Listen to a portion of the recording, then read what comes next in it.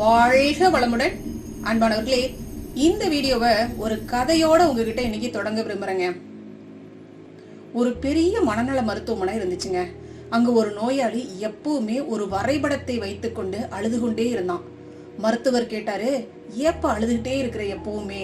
அவன் சொன்னான், டாக்டர், யாரோ என்னுடைய வீட்டை 2 துண்டாக வெட்டி விட்டார்கள். இதோ பாருங்கள், இந்த கோடு என் படுக்கை அறைக்கும் சமையலறைக்கும் நடுவே செல்கிறது.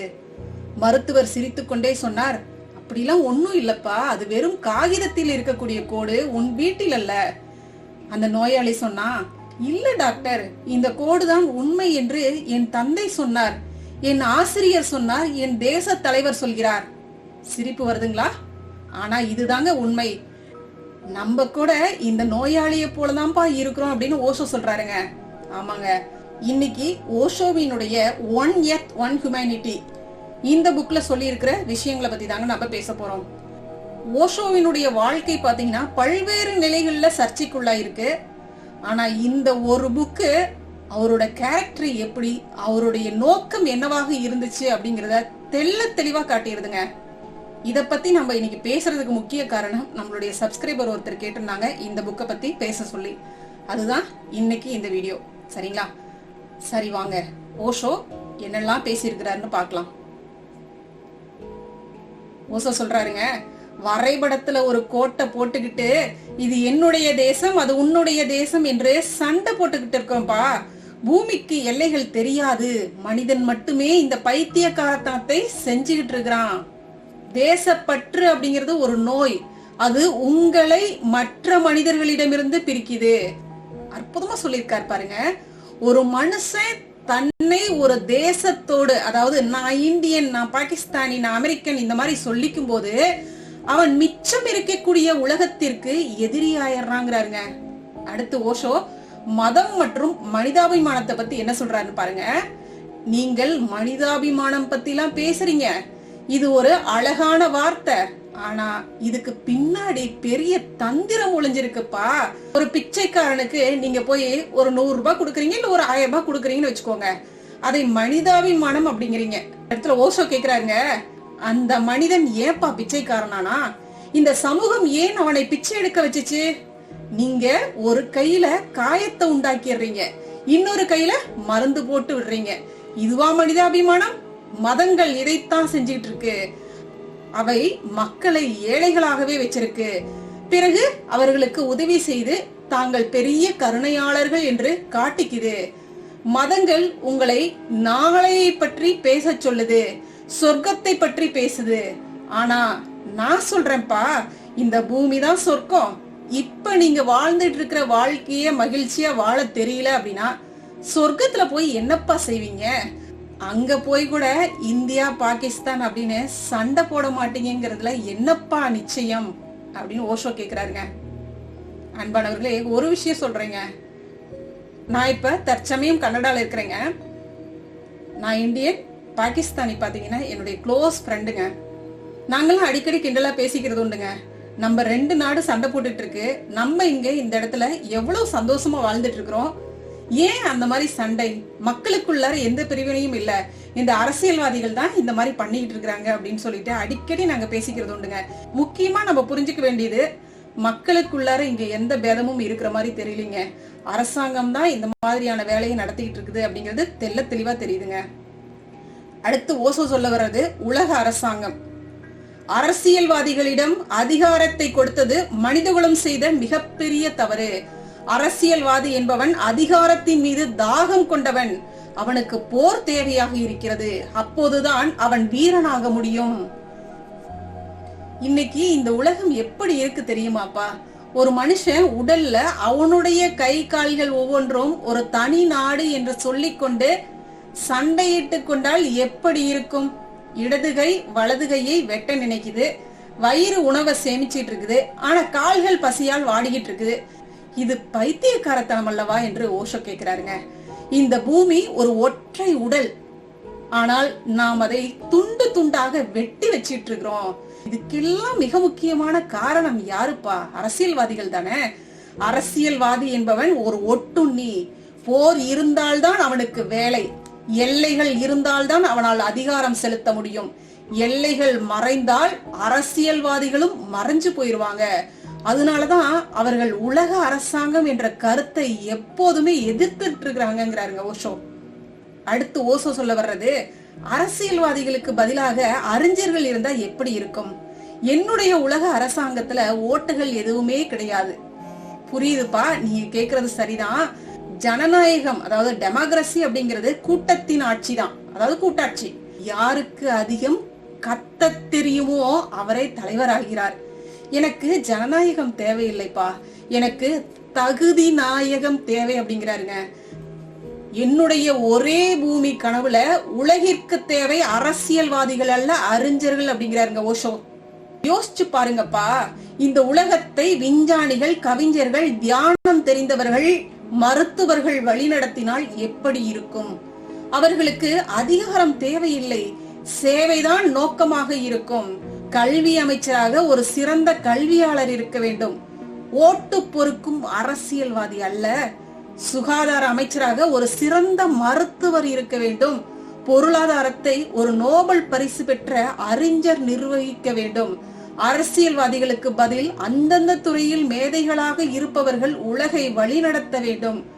அவர்களுக்கு அதிகாரம் மீது ஆசை இருக்காது, சேவையில் தான் ஆர்வம் இருக்கும் அப்படிங்கிறாருங்க. அடுத்து ஓசோ சொல்வது ராணுவம். இன்று உலக நாடுகள் தங்களின் மொத்த வருமானத்துல 70% முதல் 80% வரை ராணுவத்திற்காக செலவிடுகின்றன. எதற்காக? சக மனிதனை கொள்வதற்காக. உலக அரசாங்கம் அமைந்து விட்டால் எல்லைகள் மறைந்துவிடும். எல்லைகள் இல்லை என்றால் ராணுவம் எதுக்கு? யோசிச்சு பாருங்க. அந்த பல்லாயிரம் கோடி ரூபாய்கள் மிச்சமானால் இந்த பூமியில் வறுமை என்ற சொல்லே இருக்காதேப்பா. ஒவ்வொரு மனிதனுக்கும் தரமான கல்வி, உணவு, மருத்துவம் இலவசமா கிடைச்சிடும் இல்லையா? துப்பாக்கிகள் உருக்கப்பட்டு விவசாய கருவிகளாக மாற வேண்டும். அணுசக்தி மின்சாரமாக மாறி இருட்டில் இருக்கும் வீடுகளுக்கு ஒளியை தர வேண்டும். பாஸ்போர்ட் மற்றும் விசா என்ற காகிதங்கள் குப்பையில் வீசப்பட வேண்டும் அப்படிங்கிறாருங்க. ஒரு மனிதன் இங்கிருந்து ஜப்பானுக்கோ அல்லது ஜெர்மனிக்கோ செல்வது தன் வீட்டிலிருந்து அடுத்த அறைக்கு செல்வது போல இருக்க வேண்டும். இது சாத்தியமா அப்படின்லாம் கேட்காதீங்கப்பா. இதுதான் அறிவுள்ள மனிதன் செய்ய வேண்டிய ஒரே காரியம் அப்படிங்கிறாருங்க ஓஷோ. அடுத்து ஓசோ பேசி இருப்பது இயற்கை வளங்களின் பகிர்வு. இப்ப என்ன நடந்துட்டு இருக்கு?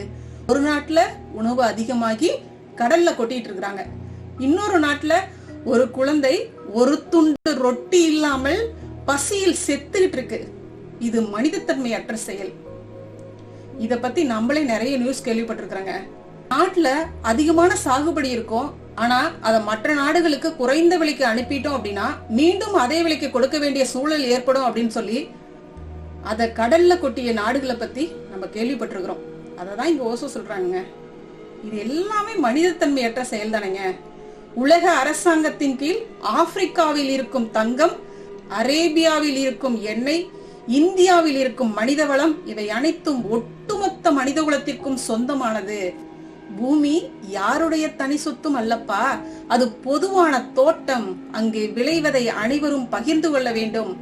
பாஸ்போர்ட், விசா என்ற பெயரில் மனிதர்களை கட்டி போடக்கூடிய விலங்குகள் உடைக்கப்பட வேண்டும் அப்படிங்கிறாருங்க. அடுத்து ஓசோ சொல்ல வருவது ஓருலக மொழி. ஒவ்வொருவருக்கும் தத்தமது தாய்மொழி இருக்கட்டும், அது ஒரு கலை. ஆனால் உலகத்தோடு தொடர்பு கொள்ள நமக்கு ஒரு பொதுவான மொழி தேவை. தொடர்பு கொள்ள முடியாமல் போனால்தான் தவறான புரிதல்கள் வருகின்றன. உலக அரசாங்கம் ஒரு பொதுவான உலக மொழியை உருவாக்க வேண்டும். இதயங்கள் இணையும் போதுதானப்பா உலகத்துல சமாதானம் நீடித்து நிலைத்து இருக்கும் அப்படிங்கிறாருங்க ஓஷோ. அடுத்து ஓசோ சொல்வது புதிய மனிதன், ஜோர்பா தி புத்தா. ஓசோ சொல்றாங்க, இத படிக்கும் போது பலர் என்கிட்ட கேக்குறாங்க, ஓஷோ இது எப்படி நடக்கும்? பழைய மனிதன் இறக்க வேண்டும், புதிய மனிதன் பிறக்க வேண்டும். அவனைத்தான் ஜோர்பா தி புத்தா என்று நான் சொல்றேன்ப்பா அப்படிங்கிறாருங்க. ஜோர்பா அவன் பூமியை நேசிப்பவன். பாடுவான், ஆடுவான், உணவை உண்ணும் போது ரசித்து உண்பான், காதலிப்பான். அவன் உடலை வெறுக்க மாட்டான். புத்தா அவன் உள்ளுக்குள் அமைதியாக இருப்பான், சாட்சியாக இருப்பான். அவனிடம் மௌனம் இருக்கும். பழைய மதங்கள் உங்களை துறவியாக்க முயற்சித்தன, அவை உங்களை சாகடித்தன. பழைய உலகம் உங்களை நுகர்வோராக்கியது. நான் உங்களை கலைஞனாக மாற்ற விரும்புகிறேன். உங்கள் வாழ்க்கையே ஒரு கலையாக மாற வேண்டும் என்று ஓஷோ சொல்றாருங்க. அன்பானவர்களே, இத பத்தி நம்ம ஒரு முழு வீடியோ பண்ணலாங்க. புதிய மனிதன் ஜோர்பா தி புத்தா, செம்ம டாபிக் இது. ரொம்ப அற்புதமா ஓஷோ சொல்லியிருப்பாங்க. இன்னும் விரிவா இந்த வீடியோல நம்ம இத பத்தி பேச முடியாது, ஏன்னா அதிக டைம் எடுக்கும். அதனால நெக்ஸ்ட் வீடியோல நம்ம இத அற்புதமா தெரிஞ்சுக்கலாங்க. அடுத்து ஓஷோ என்ன சொல்றாரு பாத்தீங்கன்னா, இந்த உலகம் பிழைத்தே ஆக வேண்டும், நமக்கு ஒரு உலக அரசாங்கம் அதற்கு தேவை அப்படிங்கிறாருங்க. இது அரசியல் ரீதியான அதிகாரம் அல்ல, இது ஒரு மேலாண்மை, அவ்வளவுதான்.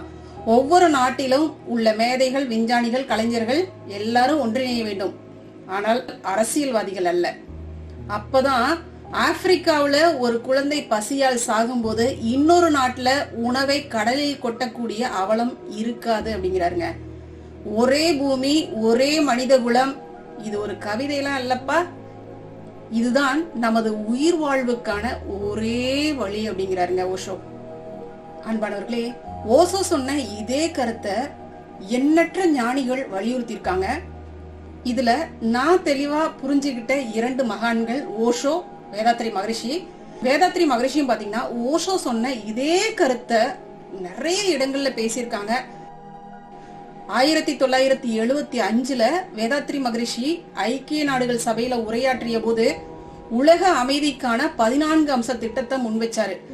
அதுல மகரிஷி குறிப்பிட்டு சொன்ன ஒரு விஷயம் என்னன்னு பாத்தீங்கன்னா, ஒரே உலக ஆட்சி, ஒன் வேர்ல்ட் கவர்மெண்ட், ராணுவம் இல்லாத ஒரு நிலை வேணும் அப்படின்னு பேசினார். இந்த கவியில பாருங்க, அற்புதமா சொல்லியிருப்பாரு.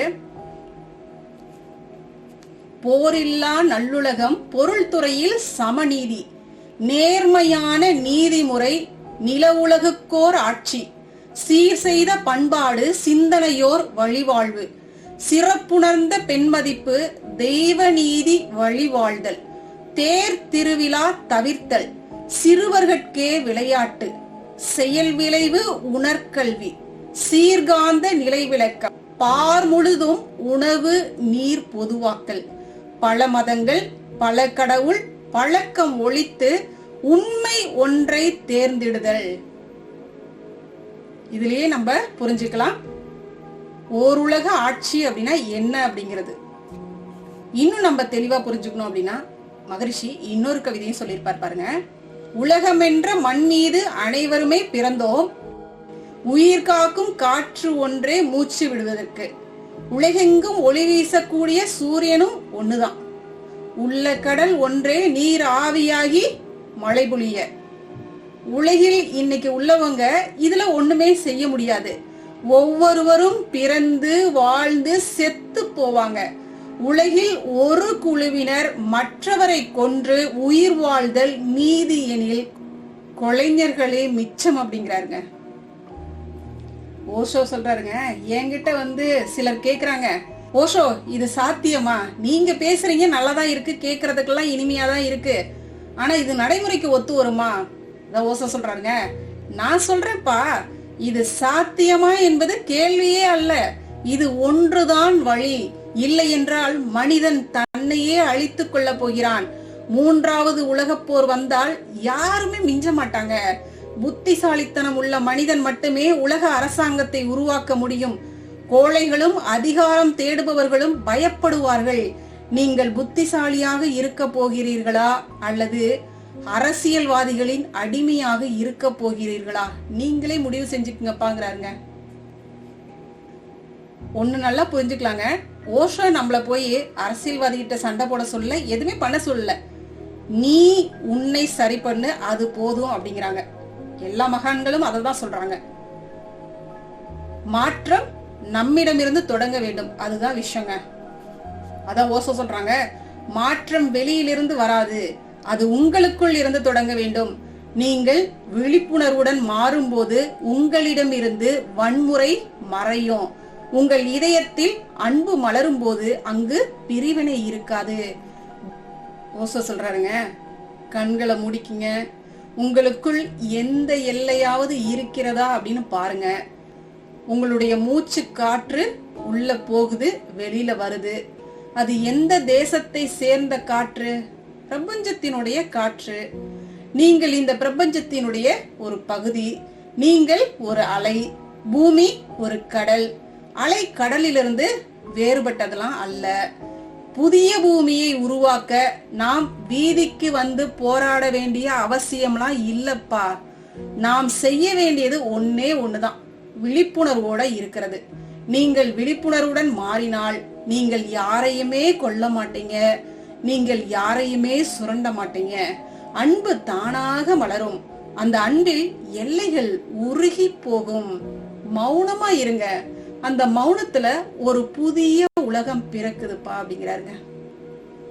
அன்பானவர்களே, இந்த புத்தகத்தை படிச்சுட்டு நான் ரொம்பவே மெய்சிலிர்த்து போயிட்டேங்க. ஓஷோவினுடைய ஒவ்வொரு புத்தகமும் பாத்தீங்கன்னா பிரமிப்பை ஏற்படுத்தக்கூடியதாக இருக்கும். எனக்கு தெரிஞ்சு ஓஷோ எல்லா தகவல்களையும் கொட்டியிருப்பாருங்க. சரி, ஓஷோ இந்த இடத்துல விழிப்புணர்வோட இருந்தா போதும், நீங்க ஒண்ணு வீதிக்கு போய் போராட வேண்டாம் அப்படின்னு சொல்லிட்டாரு இல்லைங்களா? ஒவ்வொரு மனுஷனும் விழிப்புணர்வோட இருக்க ஆரம்பிச்சிட்டான் அப்படின்னா இந்த பூமியில அன்பும் மரமும் தலைத்தோங்கும் அப்படின்னு ஓஷோ சொல்றாருங்க. அன்பானவர்களே, ஓஷோ சொல்லி இருக்கக்கூடிய இந்த விஷயங்கள் பற்றி உங்களுடைய கருத்துக்கள் என்ன அப்படிங்கறத நம்மளுடைய கமெண்ட்ல ஷேர் பண்ணுங்க. அது மட்டும் இல்ல, ஓஷோவினுடைய புத்தகங்கள்ல எது உங்களுக்கு பிடித்த புத்தகம், எந்த புத்தகத்தை பத்தி பேசினா மக்களுக்கு பயனுள்ளதாக இருக்கும் அப்படிங்கறதையும் நம்முடைய கமெண்ட்ல ஷேர் பண்ணுங்க. நிச்சயமா நம்ம அடுத்தடுத்த வீடியோக்கள்ல இது சம்பந்தமா பேசலாங்க. சரிங்களா? வாழ்க வளமுடன். நன்றிங்க. அருட்பேராற்றலின் அன்பு கருணையினால் நாம் அனைவரும் நல்ல உடல் நலம், நீல் ஆயுள், நிறைவான செல்வ வளம், உயர்வான புகழ், மெய் ஞானத்தோடு நல்லதொரு வாழ்க்கையை நலமுடனும் வளமுடனும் ஓங்கி வாழ்வோம். வாழ்க வளமுடன். வாழ்க வளமுடன். நன்றிங்க.